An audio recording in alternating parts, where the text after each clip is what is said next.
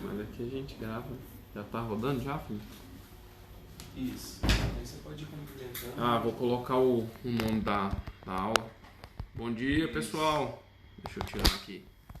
Tudo bem? Vai chegar pelo menos umas. Deixa eu colocar o nome da nossa aula aqui. Vamos entrando aí.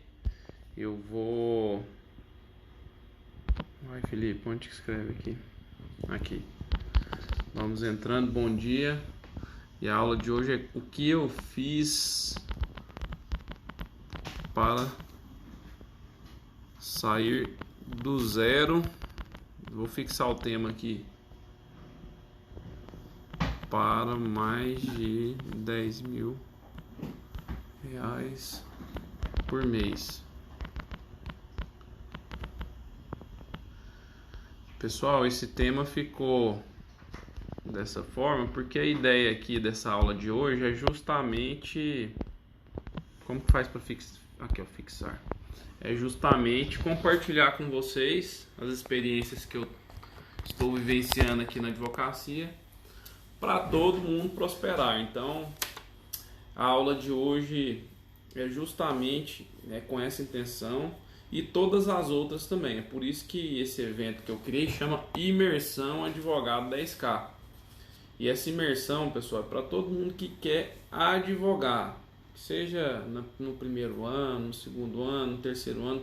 Se você está encontrando algumas dificuldades, se você está encontrando algumas objeções, se está um pouco desanimado, né? Se você está achando que não está dando certo, você está no lugar certo agora, porque é isso que eu quero compartilhar com vocês, tá?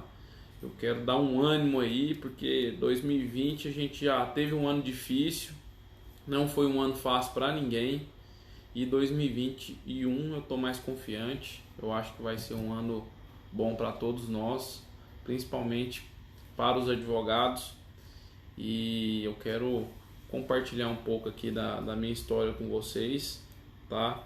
E peço aí que vocês compartilhem com outros advogados, outros colegas aí que queiram advogar, porque é muito importante a gente compartilhar essas experiências, né? E mostrar o que deu certo, o que deu errado, o que deu muito certo, o que fez total diferença, né? Se valeu a pena esperar ou não. Então, eu convido vocês de todo coração que nesses conteúdos que eu vou ministrar aqui no Instagram e no YouTube, eu quero deixar bem claro porque que a gente tem que ter essa paciência, essa determinação, esse foco para conseguir, né, o que eu estou dizendo aí, que seria, né, ganhos acima de 10 mil reais por mês. Ganhos aí que nem todos os concursos conseguem oferecer isso, né? Então, eu tenho certeza que também não são todos os advogados que conseguem ganhar isso, mas é possível, é totalmente possível, né? Inclusive, o céu é o limite para nós, né? A gente não fica limitado àquele teto constitucional. Mas para a gente chegar lá, né, em ganhos aí acima de 10 mil reais, a gente tem que trabalhar. Não adianta ficar contando com a sorte, né? Ficar esperando o cliente bater lá na sua porta para te entregar um dinheiro de mão beijada. Não é assim, né? A gente trabalha muito, a gente se esforça muito, a gente se dedica muito, estuda muito, gasta dinheiro para continuar, né, mantendo o nosso escritório em dia, mas o retorno financeiro é compensador. E é isso que eu quero compartilhar com vocês, tá bom? Então, quero agradecer, tá, de coração essa participação de vocês e vou contar agora um pouco da minha história, tá, como advogado.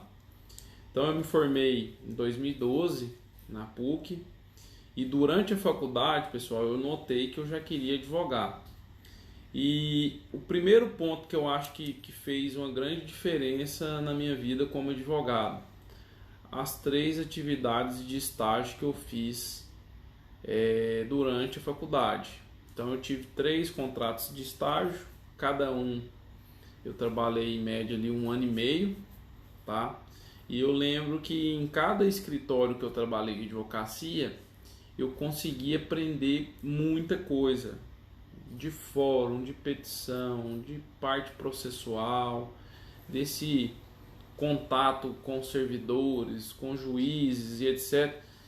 E também eu consegui observar algumas coisas que eu via nos grandes escritórios e nos pequenos escritórios que eu trabalhei que não era uma coisa correta. Então, o que eu fiz quando eu terminei a faculdade? Eu lembro direitinho, eu sentei e observei que... Tá saindo o sonho. Eu consegui observar as principais experiências que eu adquiri ali, que deram certo e as que não deram certo. Então, por exemplo, em um grande escritório que eu trabalhei, eu prefiro até não citar os nomes aqui, eu lembro que ele padronizava todo tipo de procedimento interno, de atendimento do cliente, de atendimento da secretária, dos estagiários, dos pagamentos, das reuniões, das solicitações financeiras, solicitações de viagem.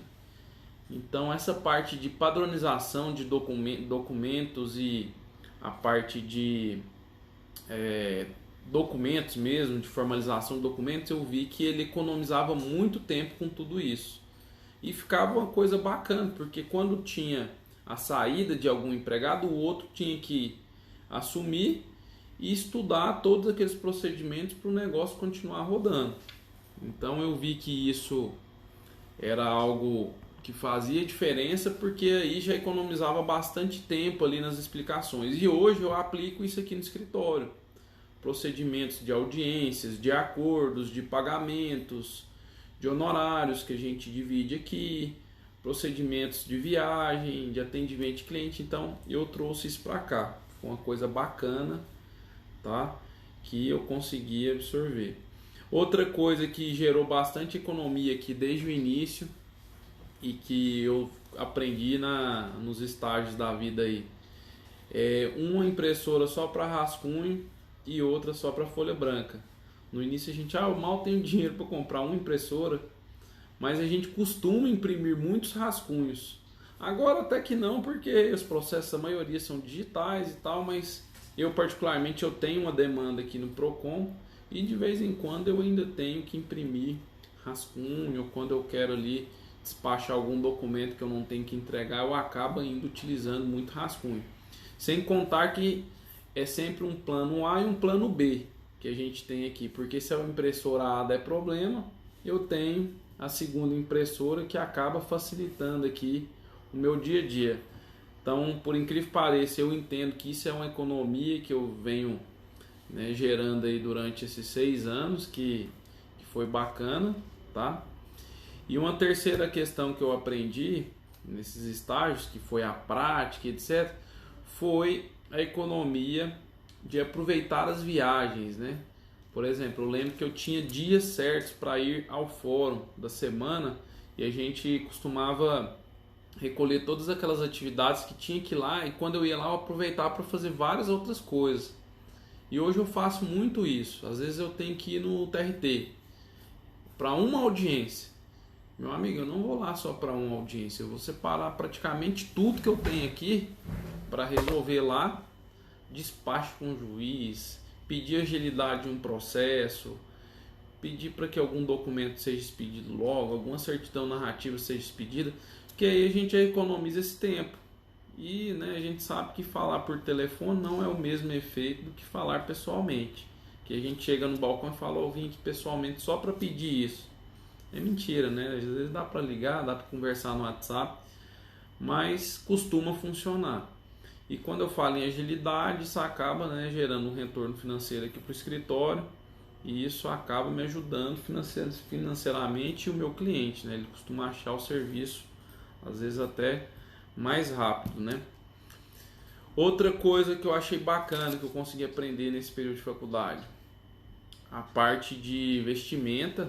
Eu acho que eu trabalhei no último escritório que exigia realmente o uso de terno e gravata, e aí realmente faz a diferença na hora de atender um cliente né, que talvez tenha um poder econômico maior, ou um cliente que você ainda está ali namorando, ele começa a te ver todos os dias ali com a fantasia de advogado, e ele, né, tem aquela sensação, olha, ele advoga mesmo. E se você está bem vestido ali todos os dias, você passa essa sensação de credibilidade, de advogado bem sucedido. Se você estiver enganado com isso, é só você andar de calça jeans e camisetinha todos os dias e andar de terno e gravata todos os dias. Você vai ver que às vezes nem precisa falar que você é advogado, as pessoas já vão saber disso ou vão perguntar. E aí começa os primeiros assuntos, tá? Então, assim, pessoal, falando da minha vida, todos os estágios que eu fiz, eu tentei absorver o máximo, tá? E depois, logo que eu saí da faculdade, eu já tinha sido aprovado na UAB, e aí veio aquela segunda pergunta, né? E agora, abrir meu próprio escritório ou trabalhar como empregado por um período para adquirir a experiência como advogado? Pessoal, quando eu fiz as contas para abrir meu próprio escritório, eu vi que eu ainda não tinha dinheiro. E eu nunca tive familiar advogado, eu nunca tive assim um contato próximo para falar, ó, o escritório está montado, vem para cá que vai dar tudo certo.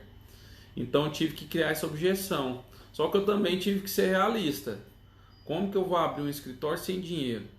A opção mais próxima que eu tinha à época era a seguinte: era fazer um cartão sem endereço comercial e utilizar as salas da OAB como, entre aspas, escritório, né?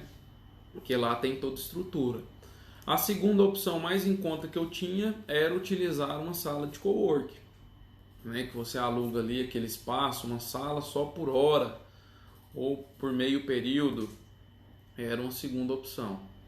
E a terceira opção mais em conta era chamar colegas advogados para se reunir em um ambiente para a gente compartilhar as despesas. Resumindo, eu estudei as três na época e eu queria muito ter meu próprio escritório, só que eu ainda não tinha aquela confiança como advogado. Eu só tinha, né, uma experiência como estagiário. E aí o que eu fiz? Eu fui atrás sim do meu primeiro emprego, tá? E eu consegui um emprego bacana no início.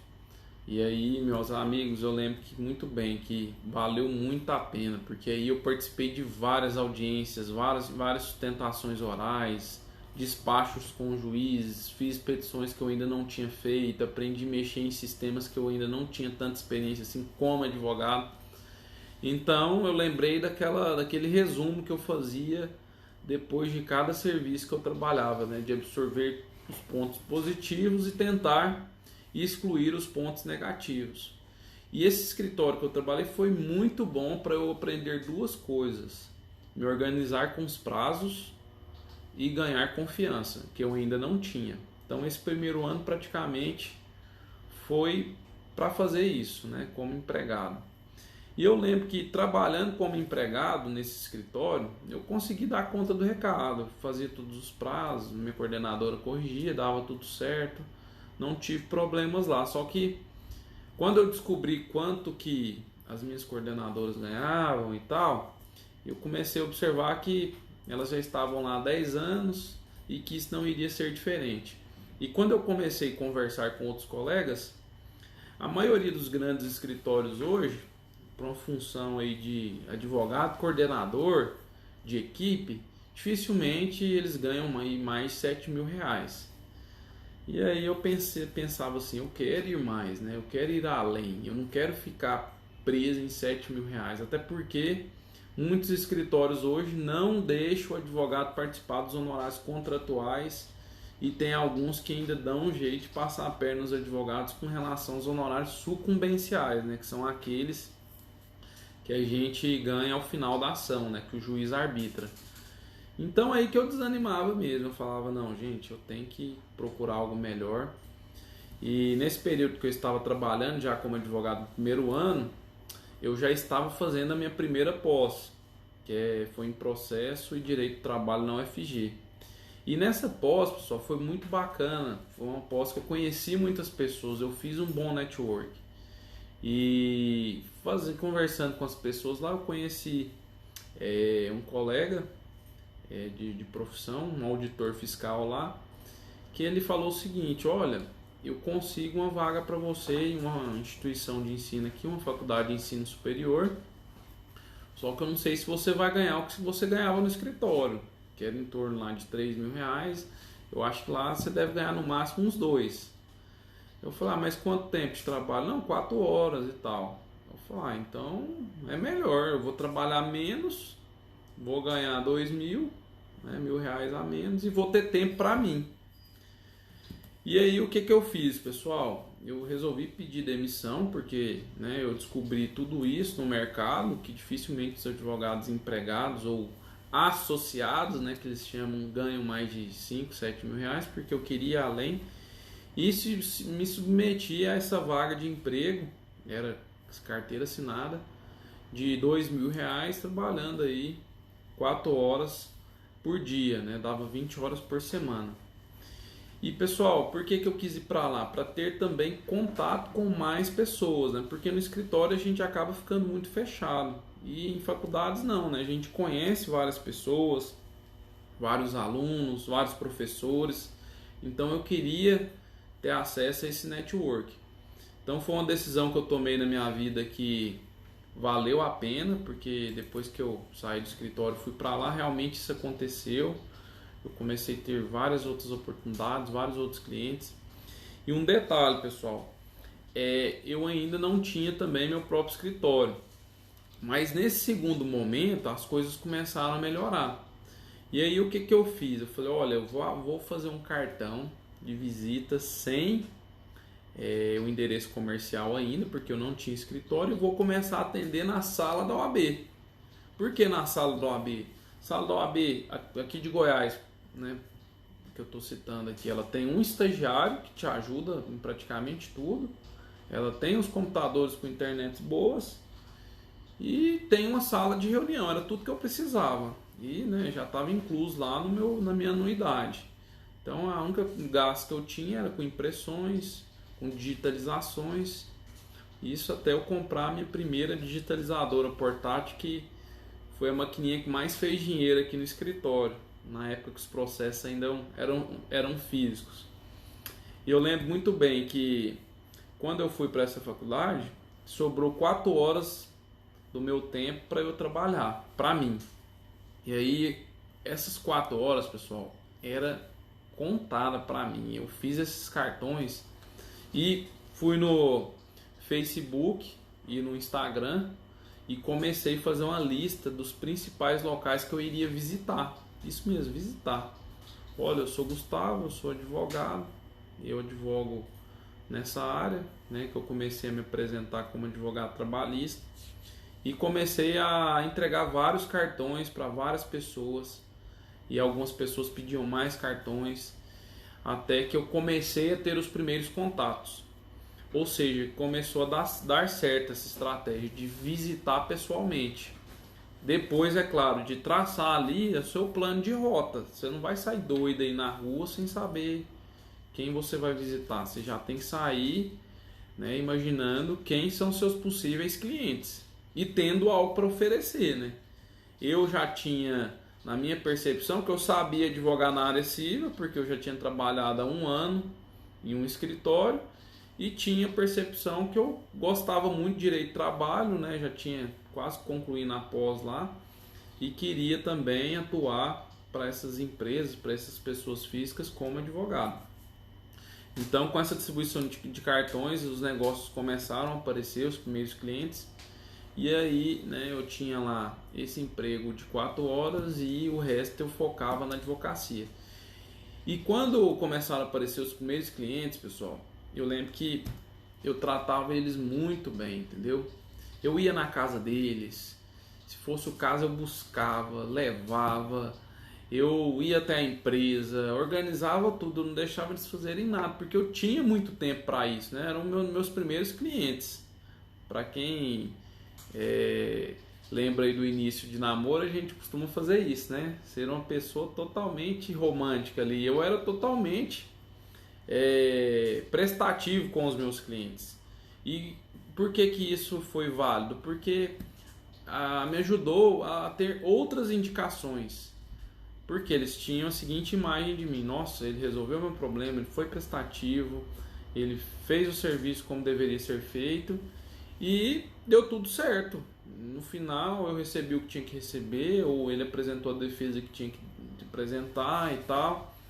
Enfim, a gente não trabalha com resultado certo, né? Mas a gente tenta entregar o que a gente geralmente acredita, né? De acordo com o direito. Então eu sempre fiz isso na prática. Eu lembro que quando o serviço concluía, eu ainda costumava dar um presentinho, né, de agradecimento, de gratidão pela confiança.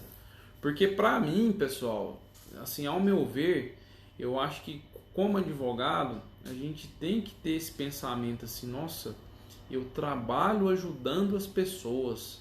Porque se ela precisa de um advogado é porque ela não conseguiu resolver o problema dela de forma extrajudicial. Então, sabe aquela ideia que você é um anjo? Nossa, você conseguiu ajudar, seja fazendo uma defesa, um recurso, uma sustentação oral, uma petição inicial. Eu tenho esse pensamento comigo. Você é pago para ajudar, só que, claro, né, a gente tem o nosso preço. No início a gente realmente cobra menos, né, porque a gente não tem tanta autoridade assim para cobrar um valor razoável, mas a gente vai aprendendo na prática. Inclusive sobre honorários foi algo que eu apanhei bastante no início, eu não tinha essa noção, né, de quanto cobrar. Claro que a tabela do OAB trazia ali alguns valores, né, para a gente cobrar o mínimo, mas na realidade nem sempre dava certo o que eu queria cobrar, e aí tinha que negociar, tinha que, né, gambirar algumas coisas, mas no final ficava bom para as partes e a gente acabava fechando negócio e depois futuros negócios, tá? Então essa é uma dica: seja gentil com seus primeiros clientes, preste um serviço de qualidade como se fosse o último da sua vida, que ele vai voltar ou vai indicar outros clientes, tá? Então essa é uma questão que você deve levar em conta. Terceiro ponto que eu acho que foi essencial na minha carreira, sobre a pós-graduação. Eu acho que foi um local onde eu fiz um network bacana e foi uma pós-presencial. Hoje em dia tem muitas pós-graduações que elas são online. Ah, professor, é muito mais prático, eu não preciso ir lá, né? Eu faço tudo online aqui, ok. Mas você não vai fazer o network que você faria em uma pós-presencial. Por que não? Porque você não está vendo a pessoa, você não está dando bom dia para ela, você não está lanchando com a pessoa lá na pós, você não está conversando com ela pessoalmente. Então eu costumo dizer que as relações online, elas são muito frias. Você não consegue ter aquele contato, né? aquele olhar. E é muito comum você, depois de um curso desse online, não ter o contato de mais ninguém.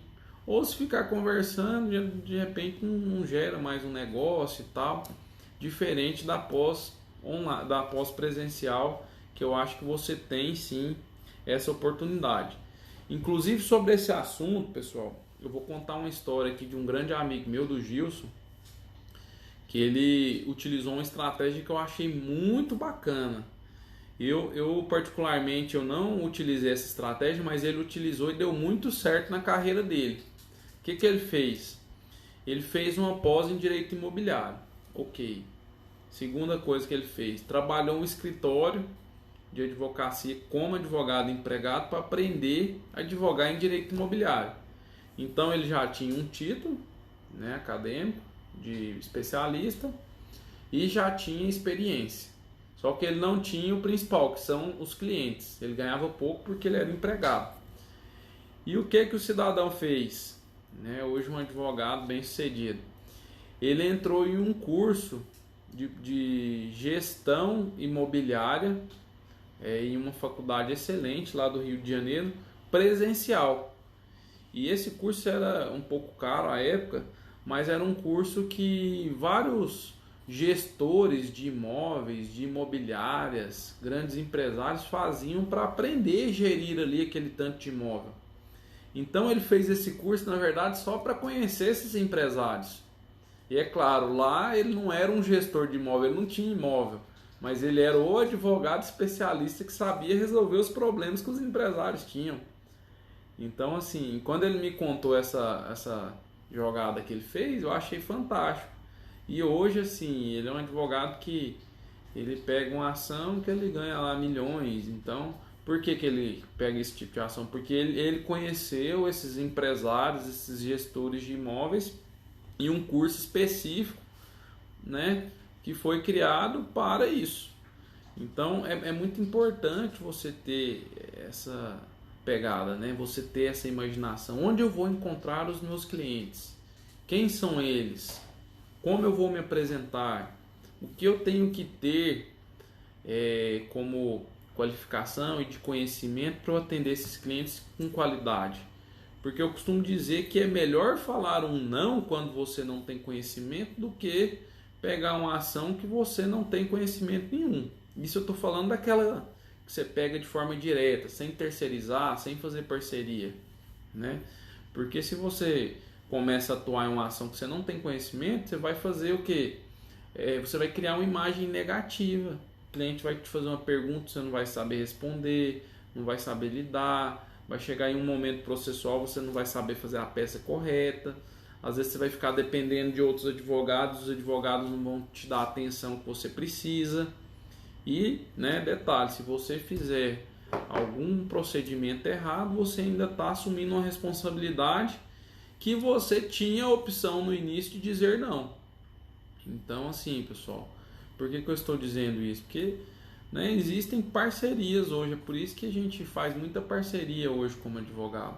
Em vez de ter sócios, né, que ganham tudo que você recebe, a gente fala, ó, eu tenho um parceiro previdenciário, um criminalista, um na área empresarial, um na área de família, que aí chega ações que a gente não tem conhecimento, a gente tem um parceiro de confiança. E geralmente a gente negocia honorários com esse parceiro, que também é uma estratégia que eu faço aqui e vem dando certo, tá? Ok, pessoal, então eu comecei a captar meus primeiros clientes, né, sendo empregado para me manter vivo e sendo advogado para me manter ali na aventura, né, no primeiro e segundo ano. E pessoal, eu comecei a observar que eu tinha essa facilidade para captar cliente, né, conversando, ligando, aquela história, indo para cima mesmo, até fechar. Aí depois que fecha, a gente, né, faz o serviço bem feito e aí esse cliente indica outros clientes. E o que eu fiz também na minha carreira, que eu vejo que eu, assim, consegui superar toda essa crise. Por exemplo, quando eu fechar, eu advogo muito para empregados aqui na área trabalhista. Então, já aconteceu, por exemplo, de eu atuar para um advogado que não tinha vínculo empregatício, trabalhando para uma empresa terceirizada, sendo que a tomadora era uma grande empresa. Aí eu pensava assim, beleza, terceirizada não tem dinheiro não, mas a tomadora tem, então é uma ação boa. E aí, né, ações de vínculo trabalhista a gente sabe, provou lá os requisitos do artigo 3º, a gente ganha todos os direitos trabalhistas, né, as verbas contratuais rescisórias, e dependendo do tempo de vínculo que ele tem, são ações que realmente dá para ganhar aí 40, 80, mais de 100 mil, né?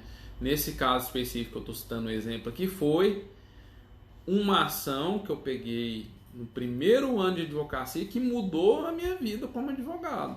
Por que mudou?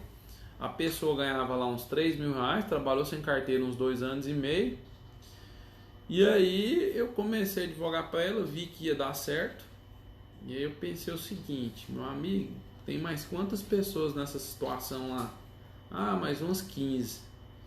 Aí o que veio na minha cabeça? Eu preciso das 15. E na minha cabeça, claro, eu estava pensando em dinheiro, mas eu também pensava em ajudar eles, né? Porque eles iriam ter o vínculo reconhecido, iriam ter, né, a responsabilidade subsidiária da tomadora, que estava dando certo na primeira ação, só que eu não tinha o contato deles, né? Então essa primeira pessoa que começou a ver os primeiros frutos ali do serviço, ela já me indicou para todas essas pessoas. E foi através dessa primeira ação que começou a ter as primeiras boas condenações, né? Só que isso eu estou falando no primeiro ano. Então, assim, Depois disso eu captei mais umas 12 pessoas nessa situação e cada ação gerou aí de 50 a 110 mil.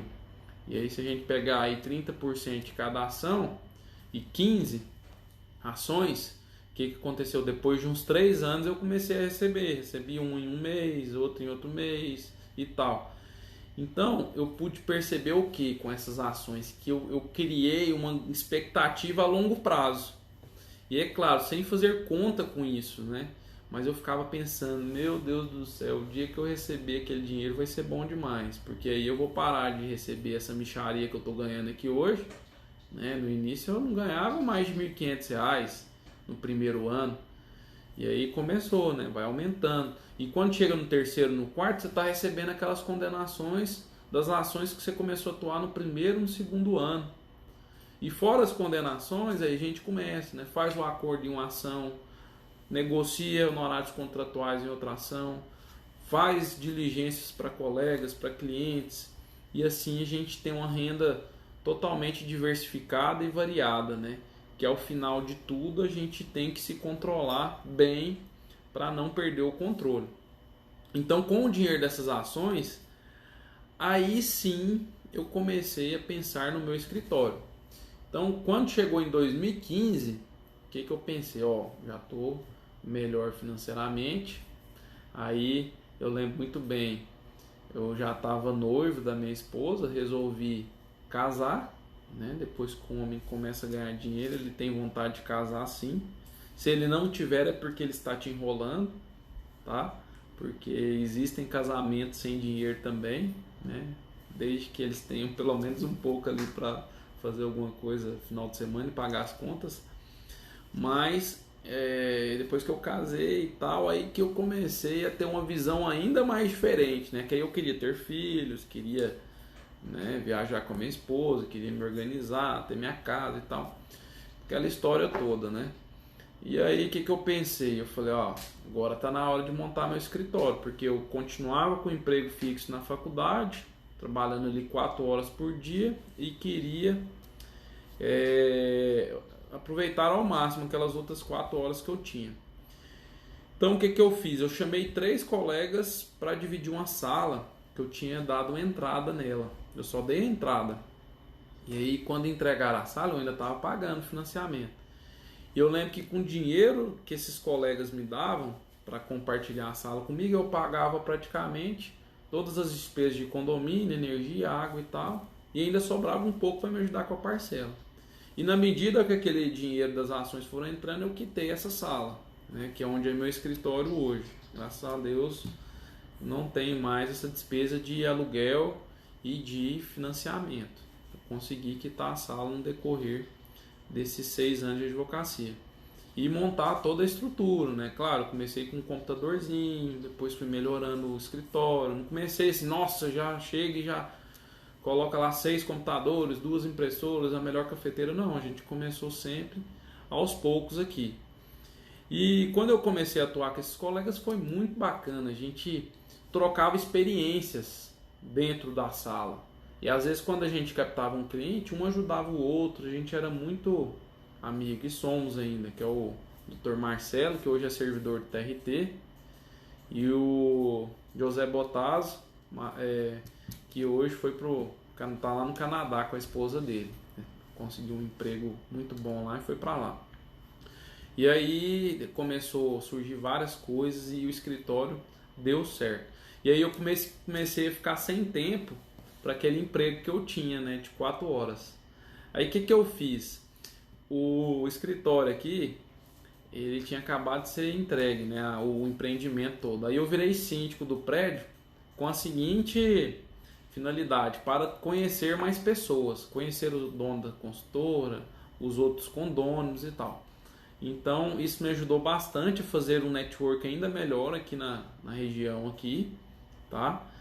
E me ajudou a pedir dispensa daquele emprego que eu tinha, que eu ganhava ali R$ 1.500, R$ 2.000 fixo, porque esse dinheiro que eu recebia como síndico supria isso. E não tomava meu tempo como o emprego me tomava, que era 20 horas por semana.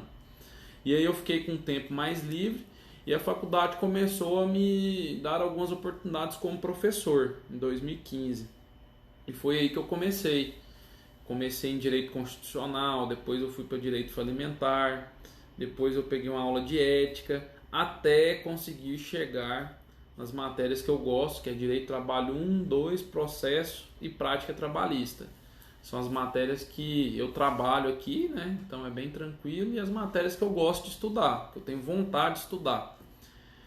E com isso me ajudou ainda mais a criar uma autoridade.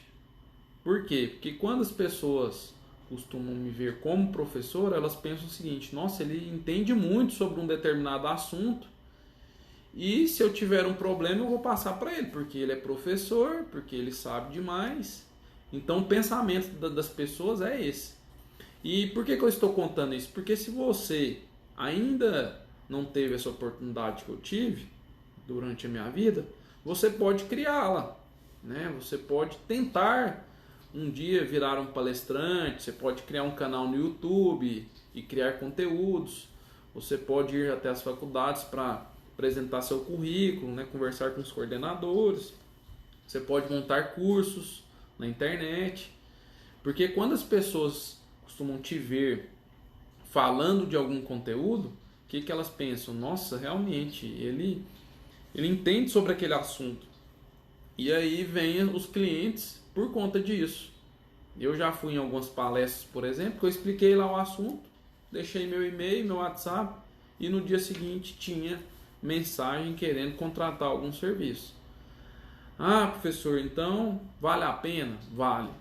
Se você tiver essa oportunidade, você não pode pensar no dinheiro, porque eu costumo dizer que viver como professor hoje no Brasil é um pouco complicado, a não ser que você vire um professor aí de pós-graduação, de cursinho, de federal e etc. Mas se você virar um professor de instituição particular hoje, você não ganha tão bem assim, né? Para chegar ao ponto de falar: nossa, eu vou ter um carrão, eu vou viajar para não sei na onde, né? Para fora do país, vou ficar lá um mês. Não, esquece. A vida de professor, ela é bem regrada, e ela é assim, uma vida que é digna, porém financeiramente falando não vale muito a pena. Mas o network que você faz lá vale muito a pena, principalmente com os alunos. Às vezes eu entro em turmas que tem empresários, tem contadores, tem pessoas que tem várias empresas, tem pessoas que estão precisando ali ajuizar uma reclamatória trabalhista, então que a esposa tá, com o primo, que um amigo. Resumindo, eu já fiz uma média de quantos clientes eu costumo atender que vêm assim, dos cursos que eu faço e das faculdades que eu ministro aula. Costuma ser uma média aí que eu costumo fazer de 20 a 30. Porque é o que eu estou te falando, você entra na sala, ministra a aula ali e ao final sempre tem alguém com problema, né? A gente vive com isso. Eu estou falando aqui mais da prática trabalhista, viu, pessoal? Que é a área que eu atuo, né? É claro que tem outros segmentos, né? Tem um advogado tributarista, um advogado que atua na área empresarial, que atua na área de família. Mas, por exemplo, se você é um advogado que atua nessas disciplinas, você também poderia captar clientes lá de uma forma totalmente indireta, né? Você simplesmente fala o conteúdo e a pessoa entra em contato com você depois, né? Fora daquele ambiente ali escolar, né? Você atende o cliente fora da instituição, né? Porque também você não pode ficar lá trabalhando como advogado dando aula, né? Você não pode confundir as coisas. Eu, quando isso acontece, eu falo: me liga depois, vamos lá no escritório pra gente conversar melhor e tal. E hoje a moda é atendimento por Zoom, por Skype, Google Meet, que aí tá economizando nosso tempo. Mas se você puder atender de forma presencial, é muito bacana. Então, vamos lá, pessoal. Uma outra questão que me ajudou muito, então, foi essa reunião com os colegas através que eu chamo de co-work, né? Um compartilhamento do ambiente de trabalho com outros profissionais. Eu acho que fez, sim, toda a diferença na minha vida. Sobre frequentar vários cursos e tal. Pessoal, vamos lá. Outra coisa que vale a pena deixar claro para vocês aqui: conhecimento nunca é demais. Vou falar uma coisa que meu pai sempre falou na vida: a gente vai morrer e não vai aprender tudo que a vida tem para nos ensinar. E se você acha que sabe demais, pessoal, para com isso, seja humilde. Até quando você sabe demais, eu acho que a gente tem que saber ouvir. Eu particularmente eu tenho muitos clientes humildes e quando um deles vem me explicar alguma coisa, me contar uma história, pensa se eu fosse uma pessoa ignorante, não, isso aí eu já sei, não precisa me contar isso aí não. A pessoa já ia se sentir mal, porque até as pessoas humildes, ela tem sim coisas para nos ensinar. A gente tem que saber ouvir, isso é uma qualidade que você tem que ter em você, tá? Para com essa ignorância, porque você não sabe tudo. Eu, como professor e advogado em direito de trabalho, eu sou sincero, eu não sei tudo sobre direito de trabalho. Às vezes você vai me fazer uma pergunta sobre NR22, NR26, 32, vai me fazer uma pergunta aí sobre alguma súmula que acabou de ser alterada, ou então algum decreto que entrou em... Pessoal, calma aí, né? Eu também sou ser humano, a gente não é um robô, né? A gente, para aprender, a gente faz o quê? Fica antenado, né? As notícias ali do TST, TRT, do governo, né? Mudanças ali no Congresso Nacional e estuda. E com estudo a gente vai aprendendo juntos, né? Se eu contar para vocês que eu já tive várias percas aqui de ações, isso é totalmente verdade. Eu nunca ganhei todas que eu ajuizei. Isso é mentira. Quem contar isso para vocês é um tremendo mentiroso. Eu já tive várias ações aqui que não deu certo. E sabe o que eu fiz depois que eu tive esses resultados negativos? Eu cheguei no meu cliente e falei, olha, cara, eu queria muito ter ganhado, mas infelizmente o judiciário entendeu dessa forma. E eu tenho bastante respeito por quem entende isso, né? Porque não é todo mundo que entende. Porque como advogado a gente não pode garantir resultado. E quando eu de fato atuo em alguma ação é porque eu acredito. Se o judiciário não acreditou, fazer o quê? Eu vou desistir? Eu acho que aí é outro ponto que você, como advogado, tem que ter dentro de você. Você não desistir com as derrotas. Você simplesmente tem que aprender com elas, né? Você vai enxergar aquela derrota ali como aprendizado. Já fui em várias sustentações orais que o recurso não foi provido. E aí, eu vou desistir de fazer sustentação oral só por causa disso? Eu já fui em uma audiência e fui maltratado. E aí, eu não vou então em outra audiência porque eu fui maltratado? Não, eu vou fazer o quê? Eu vou aprender com essas decisões, com esses procedimentos que às vezes acontecem que a gente não pode traumatizar, né? Inclusive na minha sala aqui tem um quadro aqui que são os 10 mandamentos do advogado e um deles é você esquecer essas derrotas, porque se você ficar martelando aqui e lá não vai dar certo porque eu já perdi, não vai dar certo porque meu amigo tentou e não deu certo, não vai dar certo porque já tem advogado demais, não vai dar certo porque todo mundo que eu converso aí que já foi advogado fala que é difícil demais. Meu amigo, se eu tivesse acreditado nessas pessoas, eu nem teria começado. Eu ouvi isso também. E essa é uma objeção que a gente tem que quebrar na primeira semana que a gente começa a advogar. Você tem que acreditar em você. Se você não acreditar em você, quem que vai acreditar? Sua mãe? Seu pai?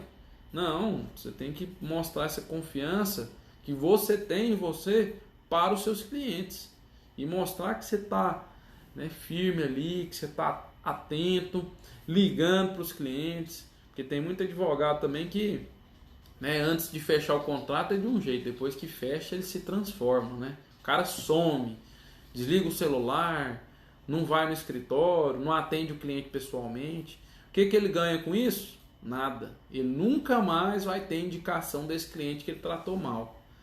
E é por isso que eu vejo aqui na prática que aqui acontece diferente. A gente tenta tratar os clientes o melhor possível para ele se sentir bem. O cliente chega, oferece água, café, refrigerante, chocolate, ele vai embora, acompanha ele até o final ali da recepção. Se for o caso, desce com ele até no estacionamento. Se ele não tiver dinheiro para o Uber, leve ele lá, porque esse cliente, às vezes, ele te gera uma ação futura, uma indicação bacana. Eu já tive cliente aqui que eu não dava nada para ele, era uma manicure, uma cliente, E aí ela me gerou uma ação que eu ganhei ali uns 5 mil reais. E sabe depois que ela me gerou? Uma cliente muito boa que me pagou em uma ação 20 mil reais, que foi um embargo de execução de um condomínio, que eu já estava mais de 300 mil reais. E aí eu cobrei esses 20. E depois me gerou, através dessa cliente, que tinha virado minha cliente, uma outra ação que eu tive que ajuizar uma ação de indenização, que a gente está cobrando 600 mil reais de um imóvel dela lá que teve um problema, não foi entregue na data, e a gente está pedindo aquela inversão da cláusula de multa contratual. Então assim, imagine se eu tivesse tratado essa cliente mal só porque ela estava me trazendo uma ação ali que eu poderia ganhar no máximo 5 mil reais para ela, ou seja, para mim ia sobrar 1.500, 2.000 no máximo. Então é assim, pessoal. E já tive casos também de clientes que vêm aqui com a empresa toda lascada, não tem dinheiro e tal. A gente cobra às vezes um valor menor, de repente essa pessoa começa a superar, começa a ter outras empresas e traz algo melhor depois, no futuro. A gente tem que acreditar nas pessoas também. E a flexibilização da forma de pagamento é algo também que você tem que aprender na prática e é entender a situação financeira de cada um. Né? Porque aí você vai ver em que momento você está na advocacia, né? Eu já tenho autoridade para cobrar um valor alto ou não? Como que é a complexidade dessa demanda? Né? Qual que é a condição financeira do cliente? E por aí vai, até você chegar em um valor justo para você trabalhar de forma honesta e receber bem por isso, tá? E por fim, uma última parte aí da história da minha carreira é que depois de uns 2, 3 anos advogando, eu notei que eu não conseguia abraçar o mundo. Pessoal, durante esse período aí, no início, 2, 3 anos, eu trabalhava igual um maluco mesmo, tá? Era tipo assim, emprego até meio-dia, depois disso, escritório, aula à noite, e quando não dava tempo de resolver as coisas do escritório nessas 4 horas da tarde, eu trabalhava ainda às vezes até meia-noite, sábado de manhã, de vez em quando minha esposa estava dormindo, ficava até mais tarde no escritório. Então assim, quem acha que o dinheiro cai do céu, pessoal, não se engane, não é fácil viver da advocacia. Mas o que eu notei com isso? Eu precisava delegar serviço. Então, vamos imaginar que eu já estava ganhando ali no terceiro ano 20, 30 mil reais ali. Eu comecei a pegar esse dinheiro que realmente estava sobrando, né? E comecei a quitar minha sala, quitada, quitei minha primeira casa, comprei a segunda, a gente trocou os carros e tal. Foi melhorando de condição, né? Comecei a querer ter filho, tive o primeiro, tive o segundo. Hoje, né, tem os colégios e tal. Enfim, eu falei, dei uma estabilizada e tal, mas eu tive que delegar algumas coisas, né? A gente também não consegue abraçar o mundo. Então hoje, quando um cliente vem aqui, eu costumo fechar com esse cliente, né, e colocar as principais observações que eu tenho, e eu tenho os advogados parceiros aqui que me ajudam com as peças através de modelos que eu criei, de teses que eu criei, e né, a gente faz o cálculo e tal, e depois eu faço a correção.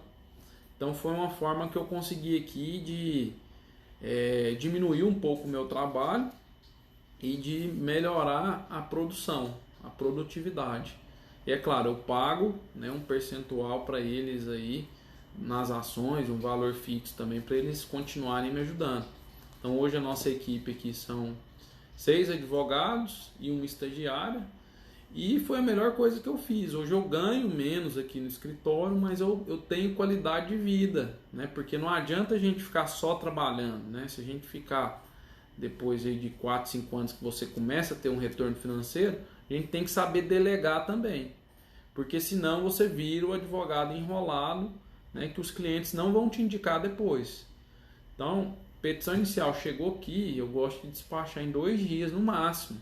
Então a gente lembra da padronização de serviços, que você delega um para fazer o protocolo, o outro para começar a petição, o outro para fazer o cálculo, um para organizar o documento, e aí de repente tudo que eu faria em 3 dias a gente faz em 2 e despacha. Isso também, né, acontece com defesas, com recursos, com atendimento de clientes. A gente se une para se ajudar, tá? E é claro, né, com a evolução do tempo, eu peguei outras disciplinas, foi gerando mais clientes, eu comecei a fazer alguns cursos online, que foi melhorando a minha renda. Por que eu fui fazendo isso? Porque, né, a gente vai adquirindo mais conhecimento advogando, né? E aí quanto mais conhecimento você tem que ir compartilhando. Então, é uma dica que eu dou também, tente ter outras rendas, né? Que vão além da advocacia. Então, se você tiver essa oportunidade de palestrar, de ministrar aula em alguma faculdade, algum curso, não perca essa oportunidade.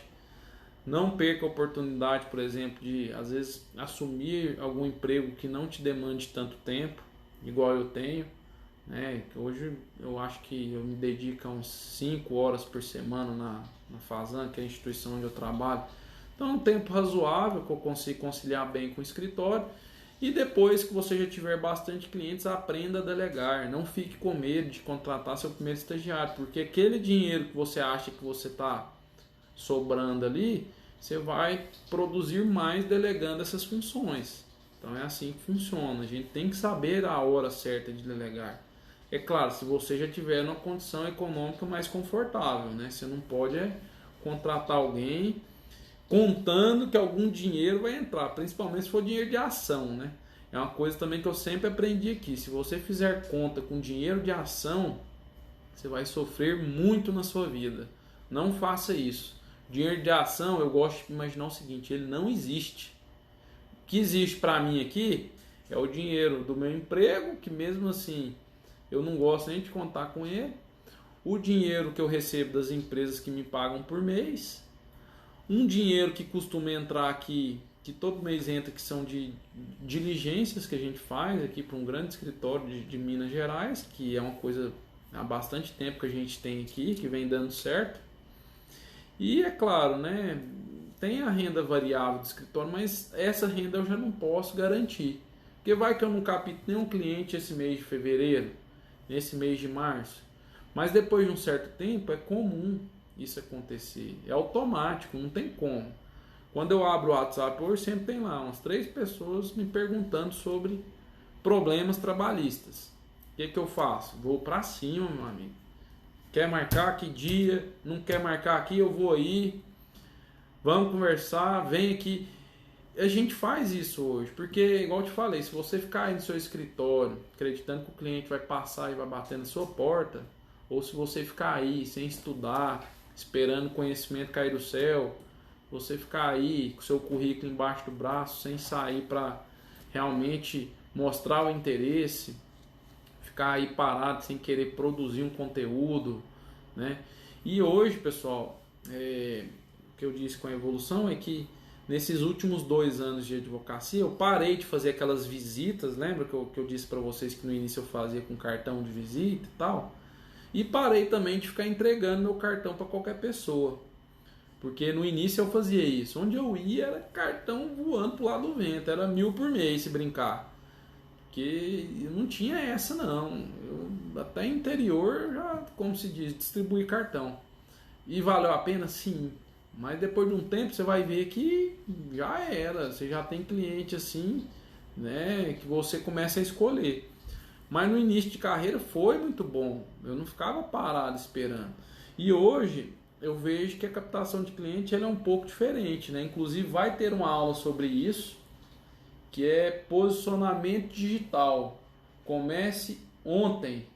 E aí eu vou fazer uma live com um especialista no dia 9/1, que vai ser sábado. A gente vai falar para vocês aqui algumas dicas que a gente utiliza aqui no escritório que vem dando certo. E aí hoje, em vez de ir até as pessoas, eu posto um vídeo aqui mesmo do escritório. Esse vídeo vai para as redes sociais, vai para o YouTube, vai para o Instagram, vai para o Facebook. O especialista ele faz o filtro que tem que fazer para ir para as pessoas certas, e essas pessoas certas assistem um vídeo e me ligam, e aí depois é comigo. Aí o especialista já, né, não tem autonomia nem autoridade para atender esse cliente. Então utilizar bem as redes sociais hoje também é uma estratégia que eu venho fazendo aqui já tem 2 anos e vem dando certo. Então quem observar aí o Instagram do escritório vai conseguir ver bastante conteúdo, e quem entrar no YouTube aí agora, na página Gustavo Pascoal Advogados, vai ver que eu já fiz mais de 40 vídeos. E o ano passado, que foi um ano que teve a pandemia, né, março, abril, que ficou tudo fechado ali, foi o mês que eu mais produzi. Ou seja, eu enxerguei essa pandemia como uma oportunidade, né, para aproveitar um tempo que eu não tinha, não estava tendo tempo para produzir esses vídeos, e eu comecei. Então, eu vi que deu certo, e esse ano eu quero continuar. Eu quero continuar produzindo conteúdo. Inclusive, a gente já começou hoje, né? Dia 6/1/2021, a gente está aqui fazendo a primeira live. E uma live agora diferente, né? Sem ser sobre conteúdos trabalhistas. Eu resolvi compartilhar um pouco mais sobre, né, essa questão de gestão aí na advocacia, né? Para vocês também ganharem mais de R$10.000 por mês. Porque é possível, pessoal. Eu quero deixar bem claro aqui que se eu conseguir, eu que sou uma pessoa que não tive ninguém na área do direito com escritório pronto para eu atuar, que depois que eu fui conseguir o primeiro emprego também não tinha ninguém ali para me dar uma indicação forte para conseguir, que não tinha, né, dinheiro para montar meu escritório, que andava de Celtinha, 2 portas, sem ar-condicionado e direção, né? Que, né, uma pessoa normal, totalmente normal. Então, por que vocês também não vão conseguir, né? A gente está aqui justamente para compartilhar essas experiências. E eu quis contar na minha vida pessoal aqui, justamente para vocês acreditarem, porque se vocês seguirem essa linha aqui que eu passei para vocês, de deixar bem claro aqui a linha para vocês terem sucesso, de construir essa autoridade de vocês. O que é construir autoridade? Eu vou me especializar em quê? Eu vou me apresentar para os clientes sendo bom em que área? Primeiro ponto, você tem que saber. Você nasceu para fazer o quê? Você vai ser bom em quê? Segundo ponto, investir nesse marketing digital para você começar a produzir seus conteúdos, para mostrar que você é bom. Não é aquela história, não adianta ser bom, você tem que parecer ser bom. E você faz isso hoje através das redes sociais. Ou através, né, se você tiver muito no início de carreira, se apresentando mesmo. Vai para cima. Sai daí da sua sala, faz seus cartões e faz aí sua relação de clientes que você vai começar a visitar, tá? Depois disso, você vai definir o seu posicionamento digital para entender quais os clientes você vai querer captar, tá? E vai ter isso como uma prioridade na sua vida. Por exemplo, se você tem 8 horas disponíveis aí para você, né, por dia, de segunda a sexta, se você quiser trabalhar mais de segunda a sábado, meu amigo, no mínimo 3 dias por semana você vai ter que focar nisso. E assim, se não for o dia inteiro, é pelo menos meio período, 4 horas ali por dia, fazendo conteúdo, visitando o cliente, produzindo vídeos, né, melhorando as suas redes sociais. Se você não tiver dinheiro, você vai fazer um curso aí, talvez no Senac. Esses dias eu vi um curso no Senac sobre edição de vídeo, sobre essa parte de rede social, que você tem que ter esse conhecimento hoje. O advogado hoje, aquele que só sabe direito, infelizmente ele não vai para frente. Eu já tive vários colegas de faculdade que eram muito inteligentes. Eram colegas que o professor mal falava alguma coisa, ele já queria dar uma aula na sala de aula lá. Sabe aquele nerd que senta na primeira carteira, o professor mal fala alguma coisa, ele já quer dar uma aula? Aí eu te pergunto, será que esse nerd ele prosperou na advocacia ou em algum concurso? É bem mais provável que ele tenha prosperado em algum concurso. Porque na advocacia, eu posso te garantir, não é o nerd que vai fazer sucesso, não. Ele vai ter que ter conhecimento, ou pode ser, né? Pode ser também. Se ele investir nessa parte de gestão, nessa parte de captação, no marketing, nessa parte aí de produção de teses jurídicas, e aí com tudo isso ele vai, né, conseguindo gerir esse escritório de uma forma que ele seja lucrativo, né? O importante é isso, é você conseguir viver com o dinheiro da advocacia. E para ganhar esses 10 mil reais por mês aí, a dica é comece agora, neste exato momento, tá? E pessoal, quando eu falar agora, é agora mesmo, vai acabar a live aqui, tá? E se você quiser um pouco mais de conteúdo sobre advocacia, eu ainda vou falar vários, tá? Amanhã, às 8 horas, eu quero falar sobre o maior inimigo dos advogados, por que muita gente desiste aí no primeiro ano. Depois, na terceira aula, o que ninguém te contou sobre o Código de Ética da OAB. A gente vai ler aquela parte lá sobre a publicidade, vai interpretar de maneira mais favorável aos advogados, porque a gente sabe que ele é muito restrito, né? Aquela parte de não ser um advogado comercial, de não poder fazer publicidade na televisão, na rádio, etc. Mas existe várias formas de usar ele a seu favor. Sobre o posicionamento digital, que eu dei a dica para vocês, então a gente vai chamar um especialista aqui para explicar o que é tráfego, o que é lead, o que é página de captura, por que a gente faz live, por que a gente entrega esses conteúdos. Então, é claro, tudo também tem esses interesses por trás, né? É claro que eu quero mostrar aqui a minha autoridade, mostrar, né, que eu sou um advogado bem sucedido, porque isso gera sim confiança, né? E para vocês também vai gerar se vocês mostrarem o que realmente vocês sabem fazer aí, tá? Sobre uma negociação lucrativa, eu ainda vou tratar isso com vocês sobre contratos honorários. Por que a gente não deve cobrar essa mixaria que alguns colegas cobram aí, 70, 80 reais para fazer uma audiência. O cara pega um divórcio por R$1.000, ação de alimentos por 800 e por aí vai. Né? Por que a gente não deve fazer isso? Sobre a questão de delegação de funções, eu quero especificar melhor o que cada um faz aqui, até para mostrar para vocês por que é tão importante. E ao final, como estabelecer parcerias milionárias. A parte milionária foi mais para chamar a atenção, mas eu vou falar sobre por que parceria hoje é tão bom, né? Para a gente não deixar de atender o cliente e ainda lucrar com isso. E é claro, com parceiros de confiança. Então eu entendo que com essas 7 aulas a gente vai sim adquirir muito conhecimento, né? E quem colocar em prática tudo que eu vou passar para vocês aqui, como eu já passei um pouco hoje, vai prosperar na advocacia. E aí eu vou querer um retorno de vocês, hein? Esse vídeo eu acho que ele vai ficar gravado aqui no YouTube, né? No Instagram e no YouTube depois ou não? Depois eu vou... E depois vai para o YouTube também. Então, se você perdeu aí ou quiser assistir ele completo depois, pode entrar lá nas redes sociais que você vai ver, tá bom? Então eu vou ficando por aqui. Eu queria ver se alguém quer tirar alguma dúvida. Eu vi que vocês quase não comentaram aqui.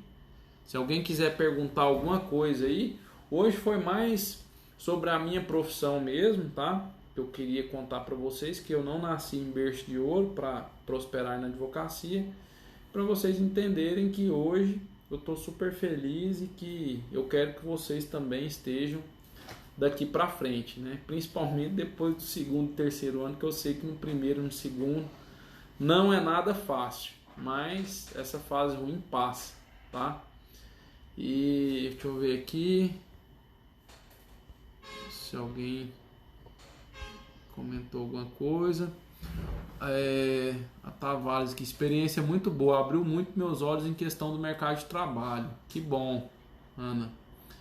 Ó, o Diogo, me formei em 2017, sempre que ligo, atende minhas ligações e tira todas as minhas dúvidas. Parabéns, professor, você é fera. Diogão já me ligou mesmo, umas 4 vezes, a gente sempre compartilha experiências. Ó, o Leopoldo fez a pós comigo. Advogado também aí já, como se diz, com bastante experiência. E a Ana Lu perguntou para mim aqui se eu tive algum momento que eu pensei em desistir.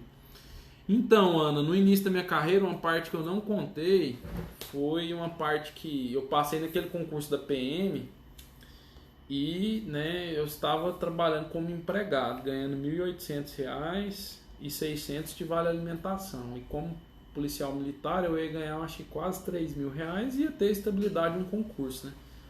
Só que aí eu pensei o seguinte, nossa, não é meu perfil. Eu não nasci para ficar batendo continência para ninguém, para ficar de farda na rua, para ficar correndo atrás de bandido, correndo risco de vida. Eu acho bonito a profissão de policial militar, eu admiro, eu acho que eles são corajosos e tal. Mas nesse momento inicial eu fiquei pensando no dinheiro, né? Eu falei, nossa, será que eu vou? Aí eu optei por não ir. E depois que eu optei por não ir para o concurso da Polícia Militar, eu pensei o seguinte, eu vou colocar no 12, porque se eu não fizer isso agora, eu não vou conseguir ganhar o que eu quero. Então, quando eu comecei a colocar tudo isso em prática, né, de ir para cima dos meus clientes, de tratar todo mundo bem, de conseguir fazer essa captação, o negócio começou a render e aí eu tive a certeza que eu fiz uma boa escolha. Mas no primeiro e no segundo ano, Ana, eu confesso que a gente sente aquela sensação, nossa, eu estudei 5 anos, né? Gastei pra caramba e eu não tô ganhando bem. Nossa, será que foi a melhor escolha que eu fiz para minha vida? Será que eu vou ficar assim por quanto tempo? O cliente não fechava, ninguém confiava em mim, né? O cliente às vezes achava que estava caro e eu negociava e mesmo assim estava caro. Aí assim, eu confesso que para eu ficar desanimado é um pouco difícil. Eu sou daqueles insistentes, né? Ou seja, de 10 tentativas, se eu tiver uma positiva, eu já vou ficar feliz. Então é assim que eu consegui superar esse primeiro e esse segundo ano. Já tive vários clientes que vieram aqui, sugaram todo o meu conhecimento e foram embora. O que eu aprendi com isso? Hoje eu fico mais calado. O cliente vem aqui e eu falo, eu sei trabalhar no seu caso, tal. E o serviço é esse, sem entregar muito, e depois eu explico por que eu estou cobrando aquele valor. E quando ele não tem dinheiro, eu tento ser o mais flexível possível para ele fechar. Mas no início eu não tinha esse jogo de cintura, eu era muito inexperiente, né? Mas aí a vida vai te ensinando, né? É igual eu te falei, com as derrotas que a gente tem, a gente vai aprendendo. Eu nunca esqueço de um inventário que eu peguei na minha vida, que eu tinha cobrado acho que R$ 4.000 para fazer e tinha feito tudo e tal, e eu tinha recebido só 1.000 de entrada. Eu ia receber o final depois que tivesse concluído no cartório. E no último dia, a última herdeira lá não quis assinar o inventário, falou que ia procurar um advogado. Resumindo, foi outra coisa que eu falei, não é possível. Aí a gente começa a entender que algumas ações a gente trabalha mais, outras menos, começa de uma certa forma precificar melhor os nossos serviços e conseguir passar mais confiança para os clientes, né? Mas o primeiro e o segundo ano, eu confesso que se eu ganhava mais de R$ 2.000 por mês era muito, né? E eu não tinha escritório, não tinha nada, mas eu tinha aquele empreguinho fixo ali que me sustentava, né? Então isso me ajudou a sobreviver no início, né? Porque a pior coisa do mundo é você ficar dependendo de dinheiro da advocacia no início e não ter mais nada para te sustentar. Aí você fica naquela de, né, cobrar para sobreviver seus honorários e isso acaba te prejudicando profissionalmente. Então, assim, a ideia aqui é a seguinte, Ana, você tem que se esforçar ao máximo e entender que esse primeiro momento é difícil. Até você consolidar a sua autoridade, até você mostrar o seu valor, mostrar que você é boa de serviço, mostrar que você sabe trabalhar, isso leva tempo. Até você ter esse resultado, né? Quanto tempo não leva para você receber aí uma indenização na justiça comum, um valor de uma reclamação trabalhista, aí tem aquelas audiências que tem acordo, aquelas que não tem, e por aí vai. Então, no primeiro e no segundo ano a gente fica naquela, meu Deus do céu, mas se eu desistir vai ser pior. Porque eu sempre tive essa esperança. E se eu tivesse vendo esse vídeo hoje, talvez eu entenderia melhor, né? Porque a gente tem que confiar que vai dar certo. Porque se você desiste, é por falta de paciência, às vezes por falta de entender que realmente não é fácil. E não é fácil, a gente tem que ser realista. Tá? Então, no meu ponto de vista, é que a gente tem que ser forte. A gente tem que ser perseverante e tem que acreditar que vai dar certo, porque se você sobreviver o primeiro e o segundo ano, a chance de dar certo é muito maior. E os que costumam, né, desistir é porque não tem essa paciência, não costuma saber esperar, é porque desiste fácil, entendeu? Aí fica desanimado, fica com medo de se arriscar um pouco, porque a advocacia não é fácil, aí vem a instabilidade financeira, que tem mês que você tem dinheiro, tem mês que não tem, aí você tem que saber administrar isso. Mas se você conseguir enxergar tudo isso, vai dar tudo certo, tá bom? Deixa eu ver se tem mais alguma dúvida aqui. Só a galera acenando. Então é isso, pessoal. Qualquer coisa eu me coloco à disposição de vocês aí, tá nas redes sociais. E basta mandar um direct aí que a gente vai conversando. Eu vou deixar esse vídeo gravado aqui e ele vai para o YouTube também. E não percam as próximas aulas, hein? A gente vai até terça que vem. E depois de cada aula, pessoal, coloquem em prática o que eu tô falando, tá? São experiências aí que eu tive que deram certo e que eu quero que vocês também tenham aí. Depois me contem se tá te ajudando mesmo ou não, tá? Que eu acredito aí que todo mundo vai prosperar, beleza? Forte abraço aí para vocês e tenham um ótimo dia.